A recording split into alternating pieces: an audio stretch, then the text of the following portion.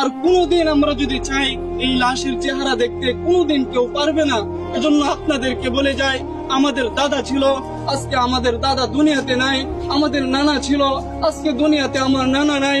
অনেকের বাবা দুনিয়ার জমিনে ছিল, আজকে আমাদের বাবা অনেকের হারায় গেছে। এজন্য আপনাদেরকে আমি এই জানাজা থেকে একটা মেসেজ দিয়ে যেতে চাই।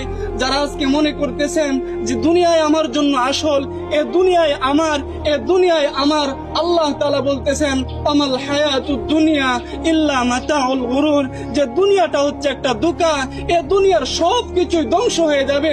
আমাল হায়াতুদ দুনিয়া ইল্লা মাতাউল গুরুর, যে দুনিয়াটা ধোঁকা। আজকে তোমার স্ত্রী, সন্তান, আত্মীয় স্বজন এরা সবাই ধোঁকা।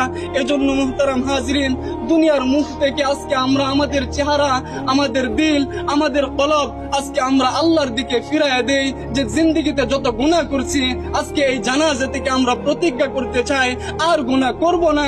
যেই কবরে আমাকে যেতে হবে, সেই কবরে আমাকে একা থাকতে হবে, আর গুনাহ করব না। এই প্রতিজ্ঞা করে যদি আমরা এই জানাজা থেকে যেতে পারি, ইনশাআল্লাহ এই জানাজা আমাদের জন্য সফলতা বয়ে আনবে। সুবহানাল্লাহ। কথা আর লম্বা করার কোনো প্রয়োজন নেই। অনেকেই আত্মীয় স্বজন আছে, তারা কথা বলবেন। এই জানাজাই হচ্ছে আমাদের জন্য সবচাইতে বড় সবক, কথা ঠিক না? আল্লাহ তাআলা আমাদেরকে যে কথাগুলো বলছে সকলকে বোঝার তৌফিক দান করুক। সকল বলে আমিন।